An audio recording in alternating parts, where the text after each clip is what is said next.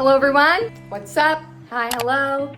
Let's talk about Jupiter and Aries today. You have no idea what I'm talking about? You should probably subscribe for more because I talk about astrology here, so. Welcome back to my channel if you're new, or if you're not, stay a while. I don't know what I'm saying. Okay, let's talk about Jupiter and Aries, bye. All right, hey everybody, welcome back to my YouTube channel. Let's dive into what we're gonna talk about today. So I wanna talk about Jupiter and Aries, this transit. I did do a Jupiter in Pisces video a long time ago now, and that is the energy that we have been experiencing, but I really wanna talk about what Jupiter and Aries is. Now, I'm a little excited for this, just like I was for Jupiter and Pisces. Now, Jupiter is home in the sign of Pisces, so it works really well there. So maybe we should do just like a little recap on what Jupiter in Pisces is before we go into Jupiter and Aries. I will insert it here. I obviously am super excited because this feels more like home to me versus some of the other energy that bit more on the 3D side. Pisces is very up in the ethers, so a bit more of that. Now, the other cool thing with Jupiter in Pisces is that Jupiter is all about, Jupiter can also be about travel. So not really sure what that's gonna look like for every single person in the world. It might depend where you are, but there might be more opportunities to travel, whether that be long distance or whether that be kind of like where we are, but just an opening of more things. Okay, so now that we got that covered, let's talk about what Jupiter and Aries is. Or actually, okay, so now that we talked about that, I wanna just kind of mention a few things about Jupiter and Pisces. So a lot of people were like, nothing magical is happening in my life. I'm not seeing this. The Pisces energy is this energetic feeling. It's a consciousness. It's about spirituality. So, the things that happen during Jupiter and Pisces transit are often about spiritual growth, consciousness, empathy, feeling. It's not tangible, right? And so there's a lot of growth that happens underneath the surface with Jupiter and Pisces, and it allows us to expand in our feelings and our emotions and the compassion and empathy that we have for one another. And then when it changes signs, when Jupiter changes signs and what it's gonna grow, it kind of creates more of that story. So Jupiter moving into the sign of Aries is going to bring some of that. Now, Jupiter is not home in Aries. It doesn't necessarily it's not like, hallelujah, like I'm in Aries and I know how to do my job. But you take Jupiter, what is Jupiter? Expansion, growth, abundance, journeying, beliefs, and then we put it in the sign of Aries. Aries, a fire sign, a pioneer of new things, a leader, really kind of like out there. It's that element of like heightened elevation of energy. It moves fast. So together, what happens with that energy? We have the planet of growth and abundance and I want to expand everything I touch, moving into this element, which will create an expansion that is going to happen rather quickly. Why? Well, because you just did a bunch of that work with Jupiter and Pisces. So if you did your work, if you sat with yourself, if you really did what you had to do during that transit, Jupiter and Aries is like, well, here I come. Boom, this is gonna come in. Boom, this is gonna come in. Boom, this is gonna come in. Remember, I always say Jupiter is like Oprah. It wants to give you the things that you want. Now, of course, all of us are gonna have completely different transits going on in our chart. So does this mean that you are gonna get a brand new car? I have zero idea. You might not. I'm not saying that, but it is going to bring you growth. Hands down, hands down. Now, Jupiter is going into Aries on May the 10th until mid-October. It's going for a little sneak preview of what 2023 will bring when it stays there for the majority of the year. At the end of October, it will move back into Pisces, clean up some more things, visit Pisces energy again, kind of revisit some of the things that we've already kind of went through in our life. And then what's gonna happen is it's going to move into Aries for that longer term. So knowing this, what you're gonna wanna do is during this time frame of May to October, is pay really close attention to the things that come up in connection to abundance, growth, optimism, your faith, your belief, journeying. Yes, journeying, going on a plane. Manifesting. Anyway, back to what I was saying. Keep in mind or have a look at what is going on during this time, okay? Because this time period between, what did I say again? May to October is giving you a sneak preview of what is gonna come. Now, you're gonna look at our own charts and see where this is coming up for you. So you're gonna go into astro.com, you're gonna look to see where the heck is Aries in my chart, what house is it with, okay? The house gives you an amazing idea of the themes that are gonna come around. Now, if you don't remember what the houses are, I will put my free little Astro 101 book. It's super simple in the comments below, so you can visit that and just kind of go through it, or you can just do a quick Google search, sign up for a course, whatever.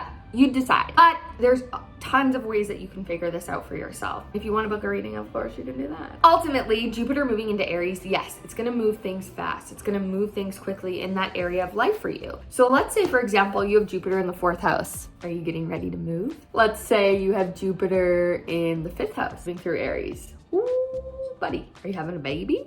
Are you birthing a new project here? Something to do with your children? Or maybe Jupiter is in your 10th house. Aries is in your 10th house of work and career. This is gonna be like blast off when it comes to a lot of what you've been hoping would have come, and now is gonna be the time to kind of go through that. Now, yes, of course, every single thing in life has higher frequencies and lower frequencies. So the higher frequencies are, yeah, there's gonna be movement, there's gonna be change, it's gonna be fast, we're gonna be going, we're gonna be expanding, we're gonna be, it's gonna be very quick. And you know, after the years we've had, that's actually probably beneficial for a lot of people because we've been sort of sedentary?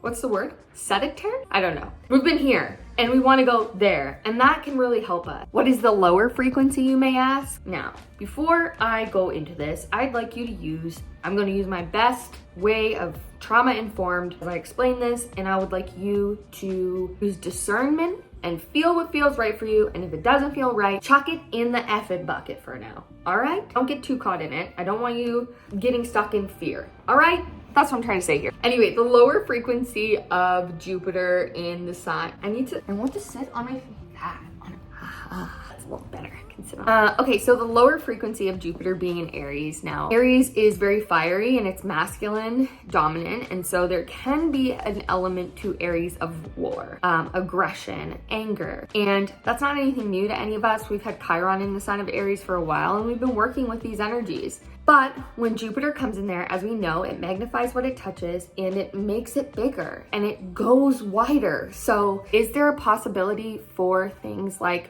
war? Yes, there is. Is there a possibility of people being very angry, being exaggerated? Yes, there is. Is there a possibility for fighting for more things? Yes, there is. And I want to say, this is what happens when you create a new world. When you've gone through all of the things that we have gone through, new worlds are ahead, and people have a right to be angry, and they have a right to feel some type of way, you know? That's Earth School. War is never the answer, in my opinion. I don't agree with it. I think it's 2022, and it's time to freaking chuck that in the effing bucket. Say, hey, it's time to go. No.